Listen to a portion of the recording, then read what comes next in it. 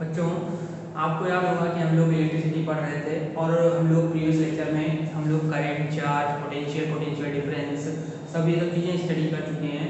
और आज हम लोग जानना ये चाहते हैं कि जब हम लोग सर्किट पढ़ रहे होते हैं, इलेक्ट्रिकल सर्किट में क्वेश्चंस कर रहे होते हैं, तो उनमें एक क्वेश्चन इस तरीके से भी बन के आ सकता है आपका कि एमीटर जो होता है उसे सीरीज में लगाते हैं या पैरेलल में। एमीटर पता होगा, एमीटर जो होता है वो करंट को मेजर करने के लिए एक डिवाइस है। क्या चीज?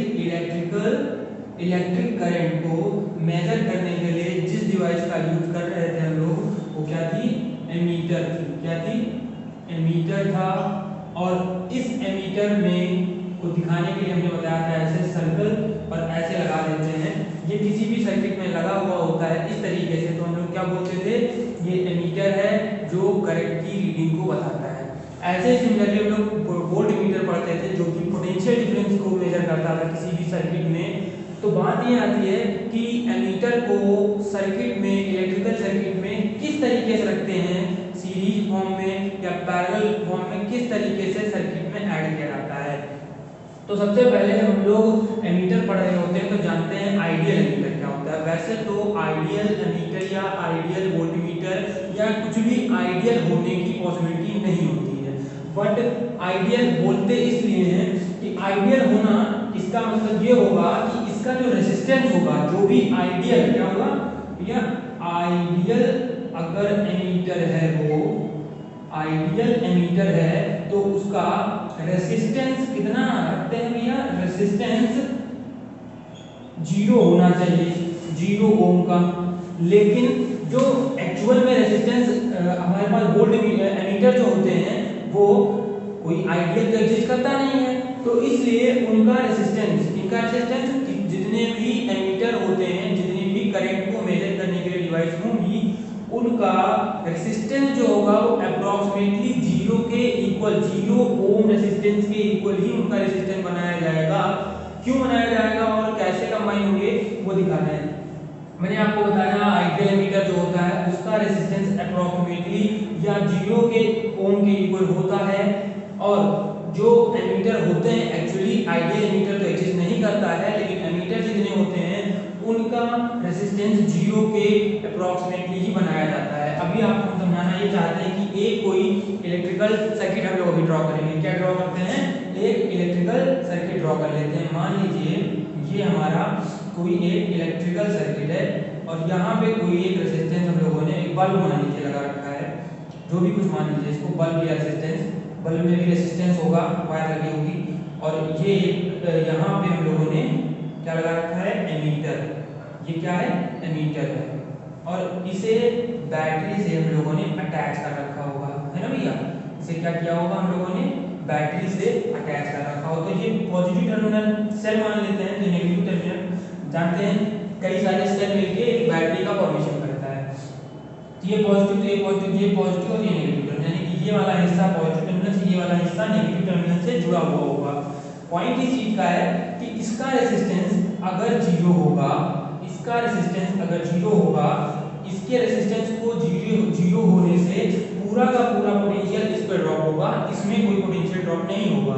समझ में आ रही बात? तो बेटा अगर देखिए करंट यहाँ से फ्लो करेगी, पूरा करंट जाएगा और पूरी करंट की मेजर हो जाएगी, हम लोग को मेजरमेंट होगी, क्योंकि रेजिस्टेंस 0 है।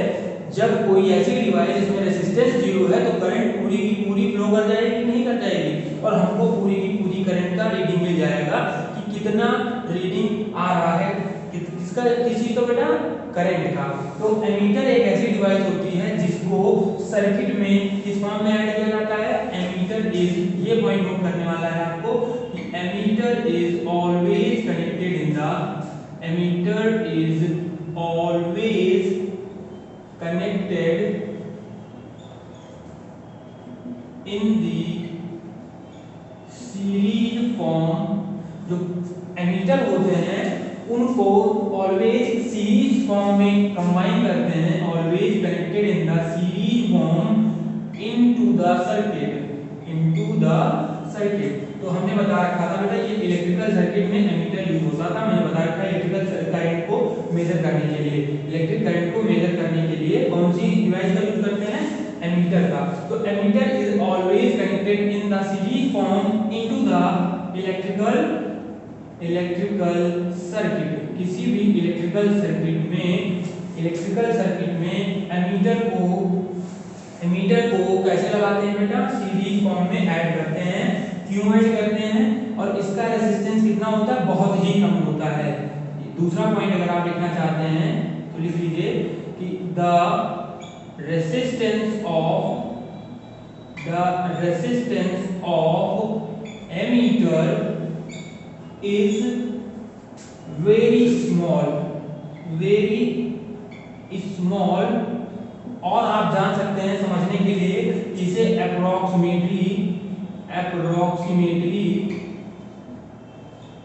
कितने ओम का बनाया जाता है, लगभग 0 ओम की ओर ले आ रहे होते हैं। 0 तो नहीं ही होगा, आइडियल केस है, बट रेजिस्टेंस लगभग 0 की ही ओर ले जा रहे होंगे। मतलब समझ लीजिए 0.0001 या 0.02 0.3 ऐसा कुछ करते हुए कि रेजिस्टेंस इसका जो हो, किसी का एमीटर का बहुत ही स्मॉल हो, बहुत ही कम हो, तो एमीटर जो होता है उसे ऑलवेज सीरीज फॉर्म में कनेक्ट करते हैं। क्यों कनेक्ट करते हैं, क्योंकि इसका रेजिस्टेंस ऑलवेज कितना होता है, बहुत ही स्मॉल होता है। और स्मॉल होने की वजह से जब रेजिस्टेंस कम होगा तो करंट मैक्सिमम फ्लो कर सकेगी और करंट की हमें बिल्कुल एग्जैक्ट रीडिंग मिल पाएगी।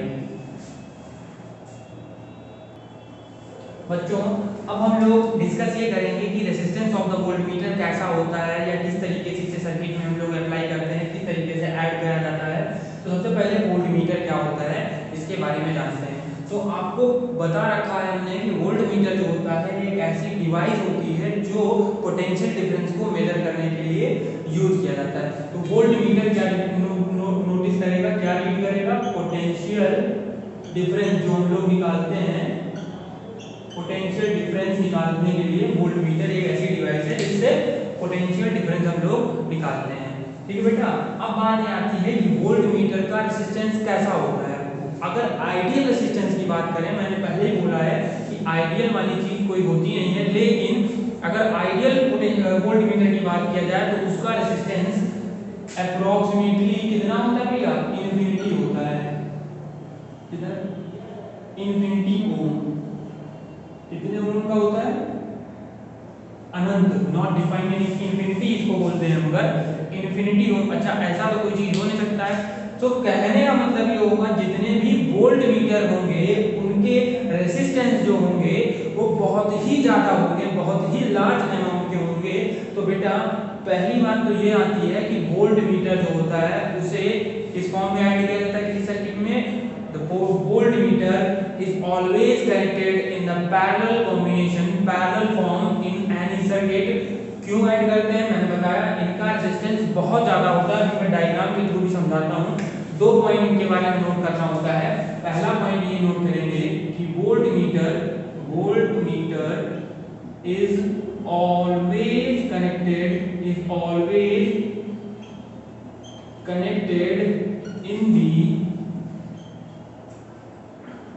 Parallel form into the circuit. किसी भी सर्किट में वोल्टमीटर को किस तरीके से लगाते हैं, पैरेलल फॉर्म में ऐड करते हैं। और दूसरी बात ये लिखेंगे कि the resistance of voltmeter is very large. जो रेजिस्टेंस होता है किसी भी वोल्टमीटर का वो बहुत ही ज्यादा होता है। आपको याद होगा किसी भी सर्किट में हम लोग क्या करते थे, ऐसे बॉक्स बना के भी बना देते थे, तो ये शो करता था कि ये जो डिवाइस लगी होगी ये वोल्टमीटर होगी। तो बेटा इस टाइम पे हम लोग ये डिस्कस करेंगे कि एक सर्किट हम लोग अभी ड्रॉ करेंगे और उस सर्किट में दिखाएंगे, रीजन समझेंगे क्यों इसे पैरेलल फॉर्म में लगाने से क्या फायदा है या क्या नुकसान है वो समझेंगे। तो सबसे पहले एक हम लोग इलेक्ट्रिकल सर्किट ड्रॉ करते हैं। तो इलेक्ट्रिकल सर्किट ड्रॉ करने के लिए मैंने पहले ही बोला था आपसे कि मान लीजिए ये कोई रेजिस्टेंस लगा हुआ होगा, ये मान लीजिए सेल है और ये पॉजिटिव ये नेगेटिव, ये सेल है अपना एक्चुअली में जिसका पोटेंशियल यहाँ दिया हुआ है। अब इसके पैरेलल में, इस सर्किट के पैरेलल में हमने अगर ड्रॉ कर रखा है, लगा दिया है क्या always connected in the parallel form into the circuit, circuit में पैरेलल फॉर्म में लगाया गया है। अब इस बात को भी भूल जाते हैं यहाँ पे। मैंने क्या बताया, ये रेजिस्टेंस होगा कोई ना कोई, बल्ब लगा हो सकता है बल्ब लगाओ।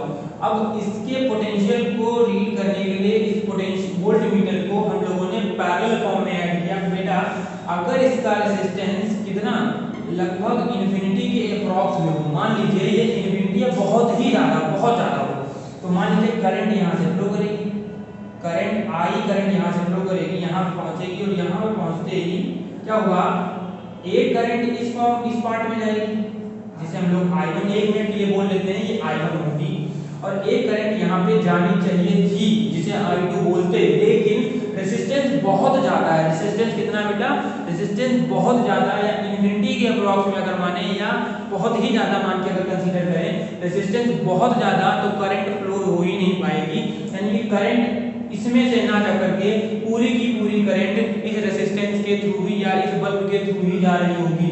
यहाँ पे हमने रेजिस्टेंस मान रखा है, तो इस रेजिस्टेंस के थ्रू ही ये I करंट जाएगी, I2 हिस्सा नहीं जाएगा इस वोल्टमीटर से, यानी कि वोल्टमीटर में कोई करंट फ्लो नहीं करेगी क्योंकि इसमें रेजिस्टेंस बहुत ज़्यादा लगा हुआ है। तो बेटा क्या होगा, I जो करंट यहाँ से निकली थी पूरी की पूरी इस सर्किट से होते हुए चली जाएगी। अगर बेटा इसका रेजिस्टेंस कुछ हुआ, कुछ रेजिस्टेंस अगर इसका हो गया, मतलब इसका रेजिस्टेंस हमने कम रखा होता, तो करंट पार्ट में टू पार्ट में स्प्लिट होती, एक हिस्सा यहाँ से जाने लगता। तो अगर मान लीजिए हमने बल्ब लाए हुए हैं, हम यहाँ पे बैटरी 12 वोल्ट की है, 12 वोल्ट की है, 12 वोल्ट की लगाए हैं, तो हम सोचते ये हैं कि 12 वोल्ट का अगर बल्ब जो है तो 12 वोल्ट पे ही तो लगना चाहिए, ये 12 वोल्ट पे ग्लो करना चाहिए था, लेकिन अब क्योंकि यहाँ पे कुछ चला जाएगा, पोटेंशियल डिफरेंस यहाँ पे है, तो कुछ करंट का अमाउंट यहाँ पे जाने की वजह से 12 का 12 यहाँ पे नहीं हो पाएगा, 12 वोल्ट अब यहाँ नहीं होगा, कुछ ना कुछ यहाँ चला जाएगा अगर रेजिस्टेंस इसका कम होगा। तो पोटेंशियल जो वोल्टमीटर का जो रेजिस्टेंस होता है वो बहुत ही हाई रखा गया होता है, लगभग इन्फिनिटी के अप्रॉक्स में होता है। Resistance of the voltmeter is very large, it is always connected in the parallel form into the circuit. तो बच्चों अभी हम लोगों ने वोल्टमीटर और एमीटर के बारे में डिस्कस किया कि वोल्टमीटर को सर्किट में किस तरीके से ऐड करते हैं और एमीटर को किस तरीके से ऐड करते हैं। कभी भी पूछा जाए आपसे तो एमीटर को सर्किट में ऑलवेज सीरीज फॉर्म में लगाते हैं, इसका रेजिस्टेंस बहुत ही कम होता है, अप्रॉक्सीमेटली 0 की ओर रखते हैं। अगर वोल्टमीटर की बात किया जाए तो वोल्टमीटर को सर्किट में ऑलवेज पैरेलल कॉम्बिनेशन में लगाते हैं, यानी कि पैरेलल फॉर्म में लगाया जाता है। क्यों लगाते हैं, इसका रेजिस्टेंस बहुत ही ज़्यादा होता है, इस वजह से इसको पैरेलल फॉर्म में लगा देते हैं सर्किट में। अब बात ये आती है बेटा, इसके बाद जो हम लोगों को टॉपिक पढ़ना है वो ये है कि heating effect of the current. Heating effect of the current पढ़ने से पहले हम ये जानना चाहेंगे कि करंट के क्या क्या इफेक्ट हो सकते हैं। करंट के 3 टाइप के इफेक्ट हो सकते हैं बेटा। देयर आर 3 टाइप्स ऑफ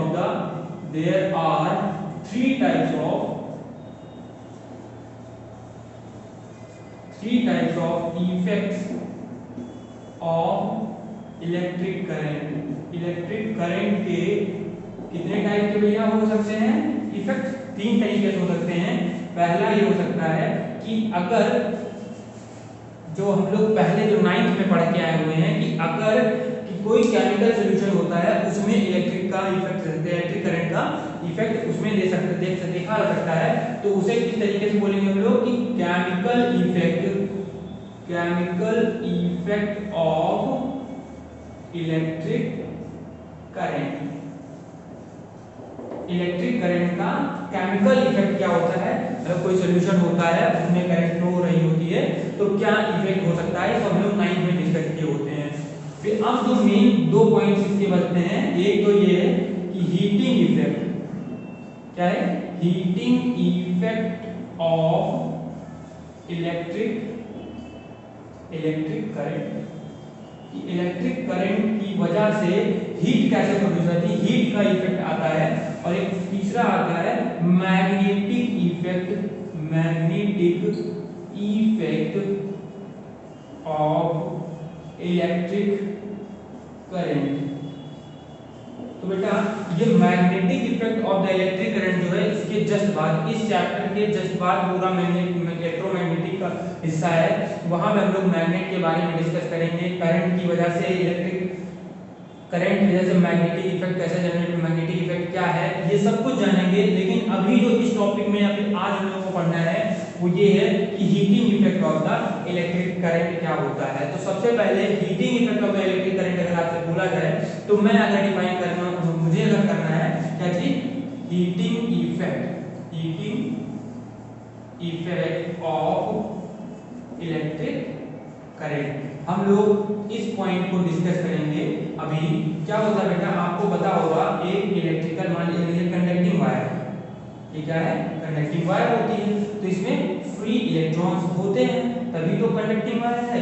तो बात ये होती है बेटा, जब करंट का फ्लो हो रहा होता है, करंट का फ्लो लगातार हो रहा होता है, तो इन इलेक्ट्रॉन्स और एटम के बीच में एक क्या होता है, कोलिजन हो रहा होता है। ये इलेक्ट्रॉन आपस में क्या हो रहे होते हैं, कोलिजन हो रहा होता है, जिनको हम लोग हिंदी में संघट्ट बोलते हैं, आपस में लड़ रहे होते हैं। लड़ने की वजह से वहां पे हीट जनरेट हो जाती है, लड़ने की वजह से, कोलिजन की वजह से वहां पे हीट जनरेट हो जाती है। और हीट के जनरेशन को ही किस वजह से, कोलिजन की वजह से, जो हीट इलेक्ट्रॉन के कोलिजन की वजह से हीट जनरेट होती है, इसे ही heating effect of the electric current कहते हैं। अगर नहीं समझ आया फिर से बोलते हैं, जब क्या हो रहा होता है, लगातार करंट का फ्लो हो रहा होता है, क्या हो रहा होता है, लगातार करंट का फ्लो हो रहा होता है, तब लगातार करंट का फ्लो हो रहा होगा, थोड़ी सी भी करंट फ्लो कर रही है, मान लीजिए करंट थोड़ी देर के लिए फ्लो कर रहा है, तो आप देखते होंगे घर में टीवी आधे घंटे चलाइए, कम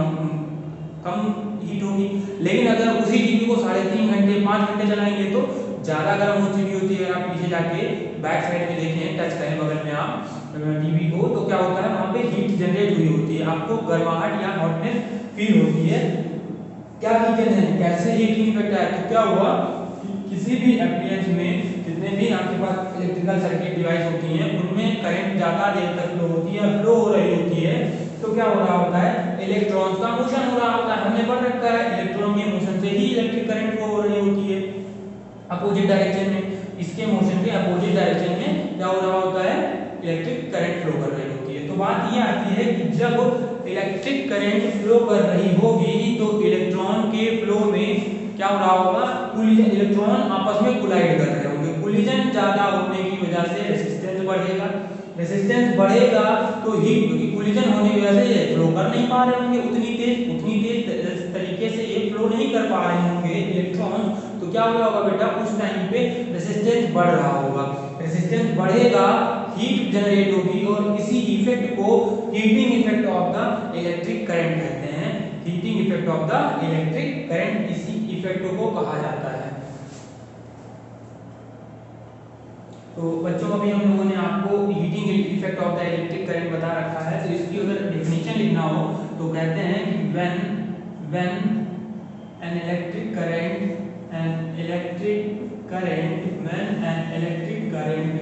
is passed through the conductor,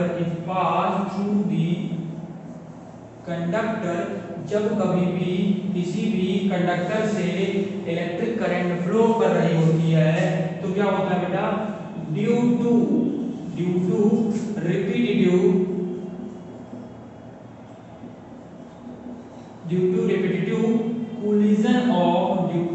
repetitive collisions of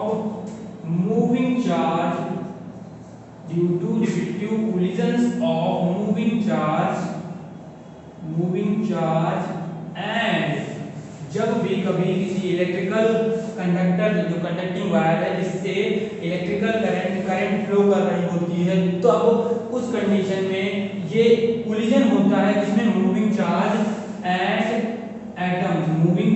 and atoms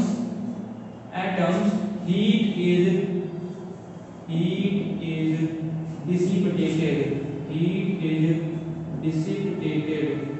dissipated,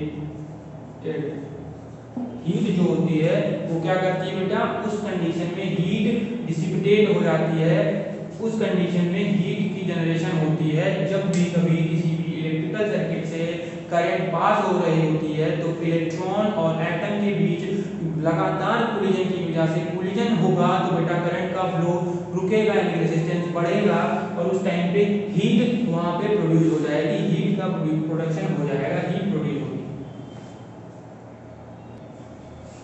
बच्चों अभी हम लोगों ने हीटिंग इफेक्ट के बारे में डिस्कस किया है। अब हम लोग पढ़ने जा रहे हैं कि जूल्स लॉ ऑफ हीटिंग क्या था। जूल जो एक साइंटिस्ट थे, इन्होंने एक हीटिंग इफेक्ट पे ही एक अपना रूल दिया, heating effect of the electric current पे। इन्होंने ये अपने उसमें स्टेटमेंट क्या दिया वो पढ़ते हैं। It states that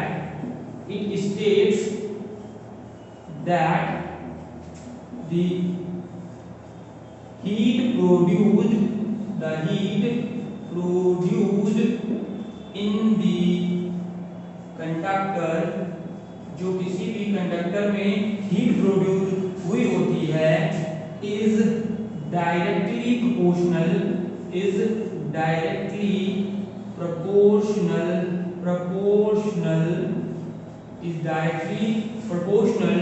to the square of the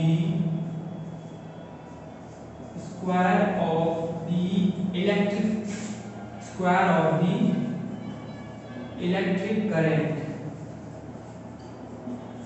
क्या बताया बेटा, जूल ने एक रूल दिया जिसमें बताया कि स्टेट है उनके रूल के अकॉर्डिंग जो हीट प्रोड्यूस होती है किसी भी कंडक्टर में वो किसके डायरेक्टली प्रोपोर्शनल होती है, स्क्वायर ऑफ द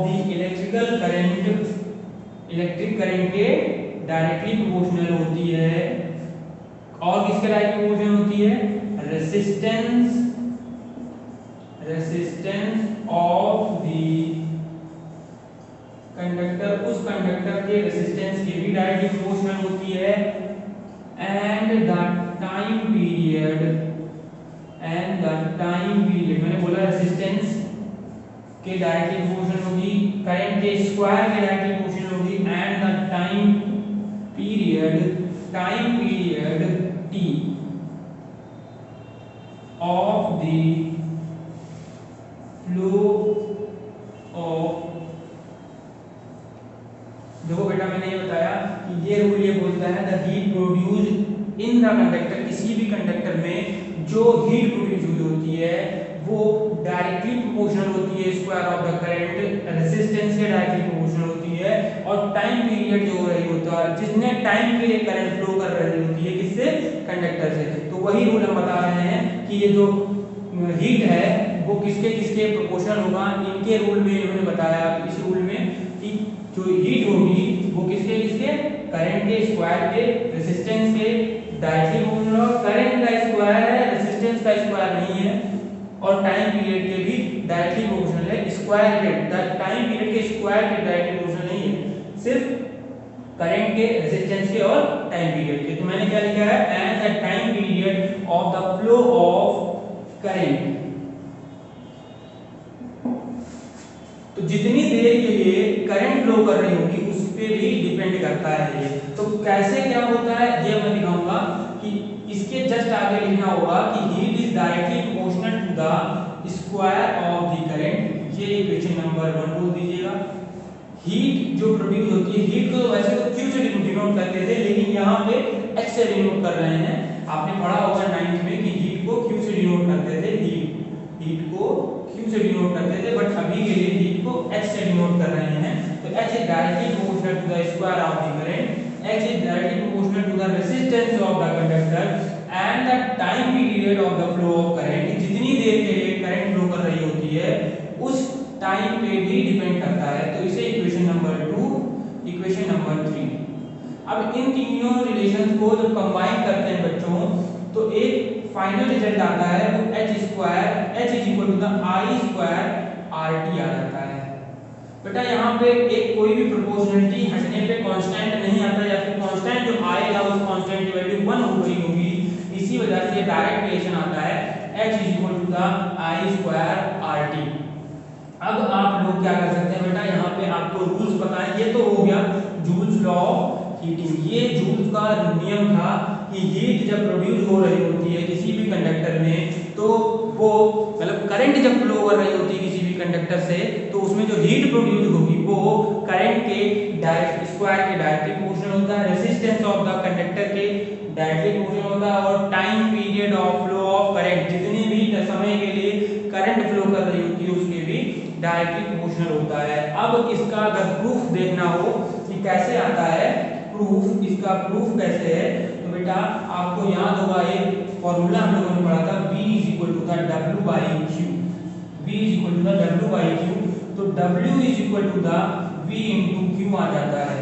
बेटा W वर्क डन है, वर्क डन एक एनर्जी होती है और हीट भी एक तरीके की एनर्जी है, तो H is equal to the V into Q, but Q is equal to हम लोगों ने क्या पढ़ रखा है, but Q is equal to the ID, तो H is equal to the VIT आ जाएगा भैया।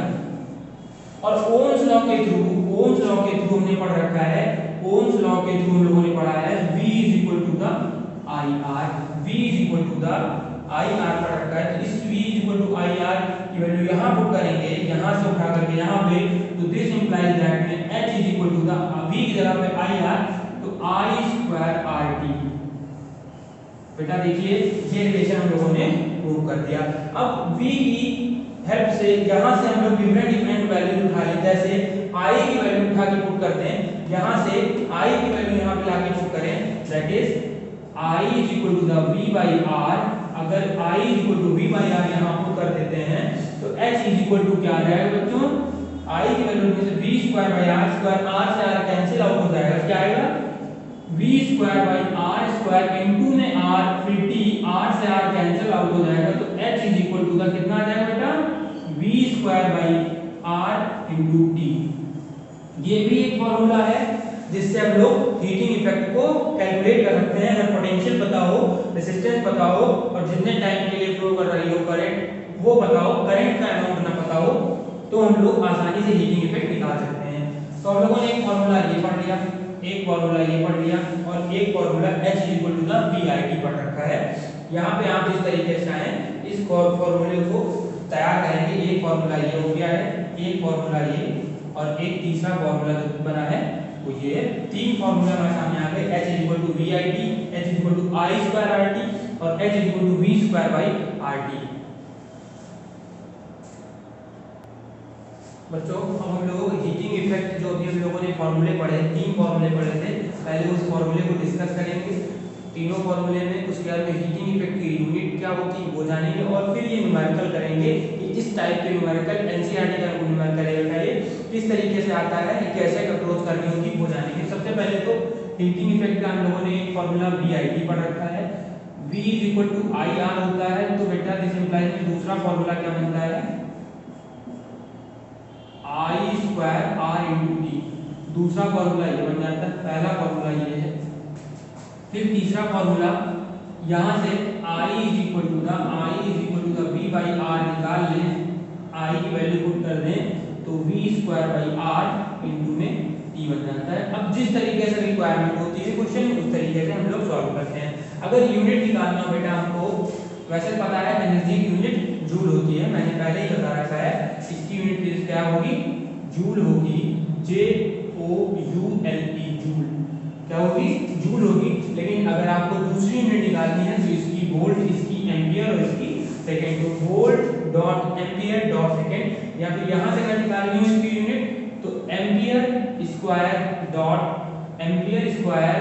डॉट ओम डॉट सेकंड, और ये पूरा यूनिट 1 जूल के बराबर है, तो बेटा जूल ही यूनिट हम लोग तैयार करके रखते हैं। यहाँ से भी निकालना चाहें तो वोल्ट स्क्वायर इनटू में सेकंड अपॉन में ओम हो जाएगी, तो जिस तरीके से यूनिट निकालना फाइनली हीट की यूनिट जूल ही होगी। ठीक है, तो हम लोगों ने तीन फॉर्मूले पढ़े, एक पहला ये, दूसरा ये, फिर तीसरा ये। अब देखिए क्वेश्चन पे आते हैं न्यूमेरिकल पे अपने, कह रहा है एक आयरन है जिसका रेजिस्टेंस दे रखा है, एक आयरन है, आयरन का रेजिस्टेंस दे रखा है हम लोगों को। बेटा ये क्या थे, ये फॉर्मूले हैं जिनको हम लोग यूज करके सॉल्व कर सकते हैं क्वेश्चंस को अपने। अब अपने क्वेश्चन पे आते हैं, क्या दे रखा है, गिवन क्या क्या है, गिवन जो होता है बेटा कभी भी याद रखने न्यूमेरिकल करते वक्त जो कुछ भी गिवन हो उसको हम लोग तुरंत नोट डाउन कर लेते हैं। तो गिवन में हम लोगों को दे रखा है कि रेजिस्टेंस कितना है, 20 ओम का, 20 ओम का रेजिस्टेंस है, takes a current of 5 ampere, current की वैल्यू पता है कितनी है, 5 एम्पियर की। और हमको हीट डेवलप्ड इन 30 सेकंड निकालना है। टाइम दे रखा है 30 सेकंड का और इतने सेकंड में कितनी हीट निकल रही होगी ये बताना है। तो बच्चों फॉर्मूला देखते हैं। हमको आई पता हो, रेजिस्टेंस पता हो, टाइम पता हो, तो देखिए ये कितना अच्छा फॉर्मूला लिखा हुआ है। इसी फॉर्मूले को हम लोग अप्लाई करेंगे और आंसर ले लेंगे। इस फॉर्मूले में लगाने की कोई जरूरत नहीं है। तो क्या करेंगे बेटा, h is equal to the formula क्या लगाएंगे, I square into R into T. I की वैल्यू है 5 का होल स्क्वायर इंटू आर की वैल्यू है कितनी भैया, आर की वैल्यू है 20 ओम की, कितना 20 ओम, और इनटू में टाइम पीरियड है 30 सेकंड का। टाइम पीरियड है 30 सेकंड का। तो भैया देखिए h की वैल्यू 50 25 5 का 25 इनटू 220 इनटू 30 मल्टीप्लाई कर देंगे बेटा। 25 50 50 दिया 150 और डबल जीरो पहले से कैसे किया, 3 टू द 6 3 टू द 6 6 को 25 से मल्टीप्लाई किया 150 आ गया और डबल जीरो बढ़ गए जो ऑलरेडी थे उधर। तो कितना आ जाएगा भैया, इतनी जूल एनर्जी होगी, हीट कितनी निकल रही होगी, इतनी कितने जूल की 15,000 जूल की एनर्जी निकल रही होगी। यही हीट हमको डेवलप कर मतलब पूछा गया था कितनी हीट डेवलप हुई होगी। तो इस तरीके से क्वेश्चन को सॉल्व करेंगे। बच्चों अब हम लोग इस न्यूमेरिकल को सॉल्व करने जा रहे हैं। जिस क्वेश्चन में देखिए बेटा 100 जूल ऑफ हीट दे रखी है। इस क्वेश्चन में 100 joule of heat is produced each per second in a 4 ohm resistance. Find out, हमको फाइंड करना है potential difference across the resistor. Resistor में कितना पोटेंशियल डिफरेंस होगा ये बताना है। आपको गिवन क्या क्या दिया, सबसे पहले न्यूमेरिकल को सॉल्व करने से पहले बेटा हमेशा गिवन जो भी है वो लिखेंगे। कितना चीज गिवन है, हीट पता है कितना है बेटा 100 जूल। हीट कितना है 100 जूल है। Produce each per second, each per second मतलब कितने पर सेकंड, 1 सेकंड में इतना हीट निकल रही है। ये हीट है, ये टाइम है। रेजिस्टेंस पता है हम लोगों को, रेजिस्टेंस पता है 4 ओम का है। कितने ओम का है, 4 ओम का रेजिस्टेंस है बेटा। हम लोगों को पोटेंशियल निकालना है। पोटेंशियल कितना होगा, हम लोग क्या करेंगे, H is equal to the I square R T लगा देंगे। H is equal to the I square R T. H की वैल्यू है 100, आई स्क्वायर नहीं पता है क्योंकि V निकालने के लिए V is equal to I R हम लोग लगा देंगे। कैसे भी कर सकते हैं, बहुत सारे बच्चे H is equal to V square by R into T लगा देंगे, वो भी फॉर्मूला सही है। हम इससे लगा रहे हैं आई स्क्वायर, आर की वैल्यू है 4, टाइम पता है 1, ये कटेगा बेटा 25 टाइम जाएगा। I square is equal to the 25, this imply that I की वैल्यू 5 कितना आएगी 5 एम्पियर। अब 5 एम्पियर में आ गई, V निकालना था potential difference. V is equal to I पता है तो चल गया है 5 है, रेजिस्टेंस कितना था 4 ओम का था, तो V is equal to the 5 और 20 5 4 20 वोल्ट का पोटेंशियल डिफरेंस आ गया। और हम लोगों ने इस तरीके से इस क्वेश्चन को सिंपली सॉल्व कर लिया।